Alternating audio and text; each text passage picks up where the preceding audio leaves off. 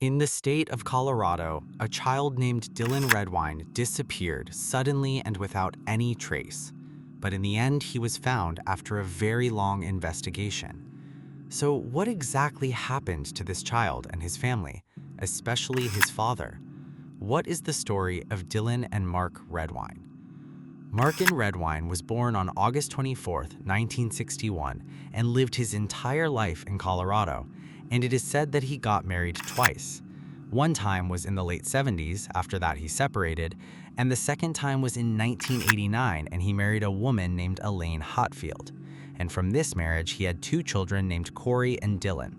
Corey was the older brother and Dylan was the younger, and the difference between them was 9 years.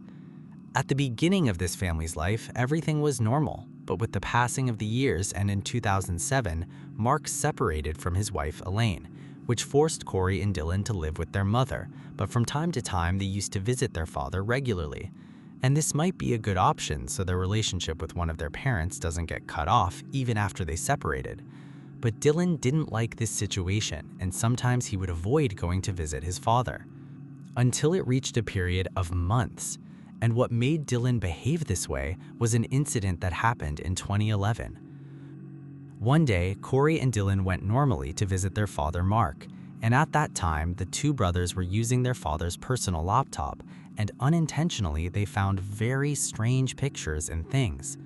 At that time, Mark was sleeping, so the two brothers took the laptop to the bathroom and locked the door on themselves and saw very strange pictures. For example, one of the pictures was Mark wearing a wig and women's clothes, and even diapers.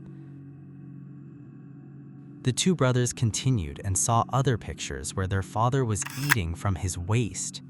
So Corey immediately took out his phone and started recording these pictures. And this is what made Dylan shocked from the scenes that he saw and realized that his father had something strange. On the other side, Mark was practicing very abnormal and filthy practices by himself. And because of these pictures, his relationship deteriorated very much with his children, especially with Dylan, who never expected to see his father in this appearance, and this thing caused him a very big psychological pain. But Mark didn't think that his children might discover this side that he hides from everyone. And the topic might be more sensitive because not just any normal person saw these pictures. The ones who saw them were his children. And Mark, since he is a father, must appear as a respectable person among people, so it would be something very psychologically difficult for Mark himself that they know what secret his children discovered about him. And this is what actually happened, especially from Dylan. Because of these pictures, over a whole year, he started always trying to avoid and withdraw from any meeting that happens between him and his father, and this became noticeable. November 2012, a decision was issued from the court forcing Dylan to visit his father. It's true that custody was with his mother, but that doesn't mean he doesn't visit his father. So the court decided, and it didn't know exactly why Dylan didn't want to visit his father. And Dylan started to show his mother that he was upset and not comfortable at all. However, her lawyer told her that she might face a lawsuit if Dylan did not travel to see his father. Before Dylan's trip, Mark was aware that his older son Corey had seen the embarrassing pictures, and worse than that, in the middle of a text argument with Mark, Corey told his father that he was aware of the pictures and provoked his father saying, "Oh, beautiful, look at yourself in the mirror." In the end, Dylan agreed to visit his father because it was Thanksgiving. But before he went, Dylan told his older brother Corey to send him the pictures that he had taken from his father's laptop. And the reason was because Dylan wanted to try to encourage himself and ask his father about these pictures to understand exactly why he took them, and at the same time so that when he returns home, he tells his brother Corey his father's explanation. On November 18, 2012, Redwine received his son at Durango-La Plata County Airport, and surveillance camera footage at the airport showed the lack of any personal interaction between Mark and his son.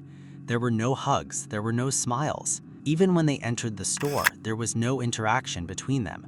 Dylan was shopping alone, and his father also alone. Even Dylan wanted to spend the night of his arrival at one of his friends' houses, but Mark refused, so both of them stayed in Mark's house that night. Through text messages, Dylan arranged to visit his friend's house at 6:30 a.m. in the morning of the next day, and his lost contact with anyone on his phone that night was at 9:37 p.m. When Dylan's friend sent him a text at 6:46 a.m. on November 19th asking him about Dylan's location, he did not receive any response. And when the night of November 19th came, Mark informed his ex-wife that their son, Dylan, who was 13 years old, was missing.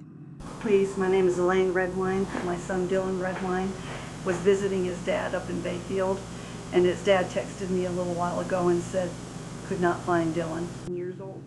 So he stayed with his dad, and what is the dad's name? Mark Redwine. Do you have any idea where he may have gone? Not according to him. I was very scared for my son. I mean, my son wasn't even there for 24 hours and he's missing?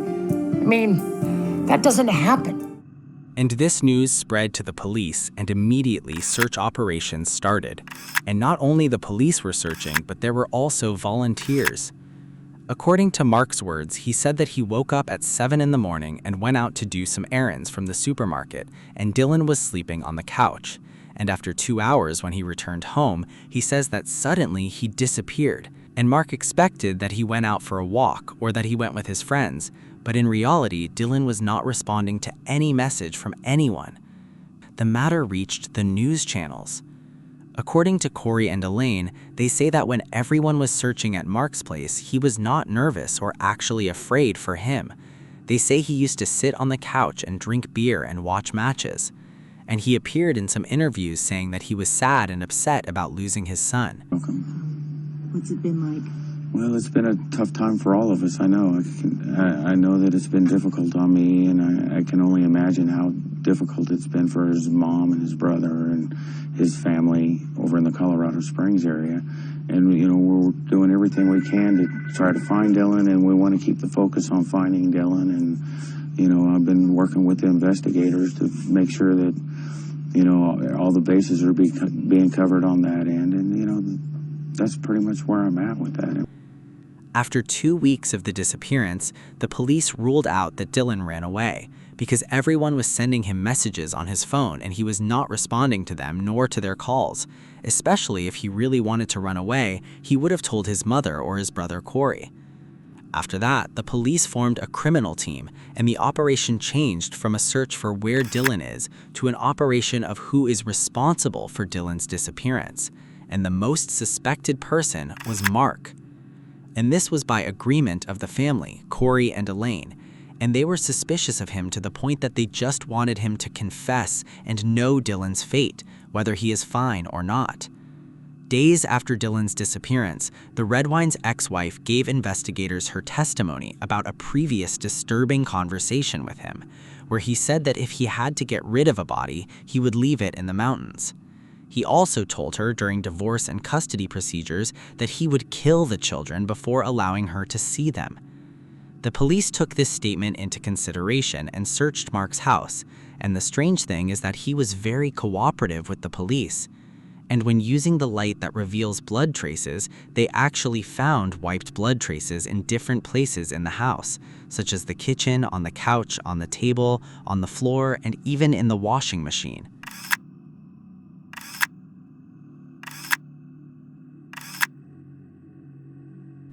Mark had a girlfriend who lived in the house with him, and she said that these traces were indeed blood, but they were from Mark because one time he got injured at accident.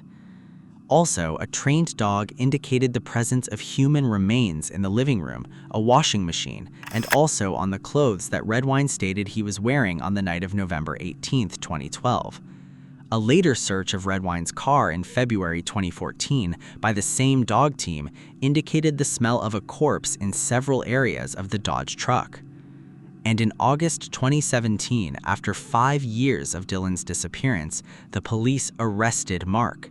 And the place where he was arrested was in Washington when he was working as a truck driver, and the charges against him were second-degree murder and child abuse. Do not move! Drop cigarette.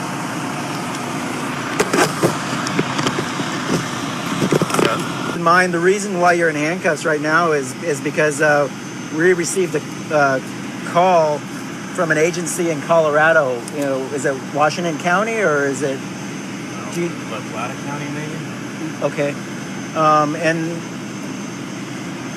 what had happened is they had got information that you were potentially up here, and they said that they had a warrant for murder second for you. I have no clue what that's regarding. I'm sorry? I have no idea what that's about. Okay. And he finally underwent a trial in 2021 after many delays due to pandemic restrictions. And even in court, Mark insisted that he is innocent until now and that he is not guilty. But on what basis was he arrested without any clear or definitive evidence confirming his involvement in Dylan's murder? The simplest explanation is that all the facts led them to know that he is the killer, because he was the last person who saw him before he disappeared. And after that day, when they were searching his house and his truck, the dogs smelled the same scent that led them to Dylan's body, and this trace was found in his car, in addition to the blood traces found randomly in his house. Other than that, Merck's motives for the murder were logical to investigators because of the pictures that Dylan saw, which were very private and humiliating for him. Even the prosecution said that the pictures triggered a deadly rage in Redwine and also revealed some important details about the first night Dylan disappeared. While rescue teams were searching in the nearby forest, all the lights in Redwine's house went off around 11 p.m. And this is a time when any person is supposed to either go out to help in the search with a flashlight or at least leave the lights on in the house so the lost child might see them and return. But what happened is that Redwine's house became completely dark at that time. This gave them the impression that his behavior was not normal, as if he was not acting like a worried father about his missing son. Night, and one of the notable things that I saw is that Mark never came out, never talked to me, and he wound up turning all the lights off in his house like he went to bed, which is very unusual. Usually somebody would light up the house like a beacon. Also, a forensic anthropologist during Mark Redwine's trial for the murder of his 13-year-old son in November 2012, saying that Dylan Redwine suffered a skull fracture above his left eye and his head was cut with a sharp tool at approximately the same time he died. And after Mark was convicted of murder, he was sentenced in October 2021 to 48 years in prison, and this sentence was considered life for him because he was 59 at the time. In my opinion, I think that Mark had severe disorders and his psychological state was not stable at all, because when everyone accused him, he did not defend himself with evidence, but always tried to blame his wife. And logically, his wife did not have any clear motives to kidnap Dylan because he was living with her and in her custody. Even when Dylan refused to visit him, he put all the blame on his wife, saying she was trying to turn Dylan against him. He could not accept the idea that his son did not want to see him. Even when his older son told him that he hated him on the Dr. Phil show, he tried to convince himself that these words were planted by his mother and not his son's own words. He could not accept that the closest people to him might hate him. This might be the reason that made him end his younger son's life. Why do you call your father Mark instead of Dad or Because he's not a father to me. A father is someone who cares for their kids and, would do anything for them. Be a role model, someone to look up to. I believe that you're being very disrespectful, and I believe that everything that's coming out of your mouth is perpetuated by your mother. I have my own mouth. I can say my own words. Then use it. I am at you. I don't like you. I hate you, and you have been nothing of a father since the last 10 years. And Jeffrey R. Wilson, the chief judge of the 6th Judicial District, delivered a speech to Mark Redwine on Friday in La Plata County Court in Durango. Wilson said, "First and foremost, you killed your son, who is a 13-year-old boy. At this age, he is still a young boy. As a father, it is your duty to protect your son and prevent harm from reaching him. Instead, you inflicted severe injuries that led to his death in your living room. After whatever drove you to act the way you did calmed down, you did not think about Dylan. You thought about yourself, and you cleaned the crime scene, hid Dylan's body, and even went as far as separating his head from the rest of his body." Wilson said that Redwine's attempts to hide Dylan's body and lie about what happened caused suffering to Dylan's family and the entire community. The judge added that his actions deprived Dylan of the chance to grow up, fall in love, get married, and have children.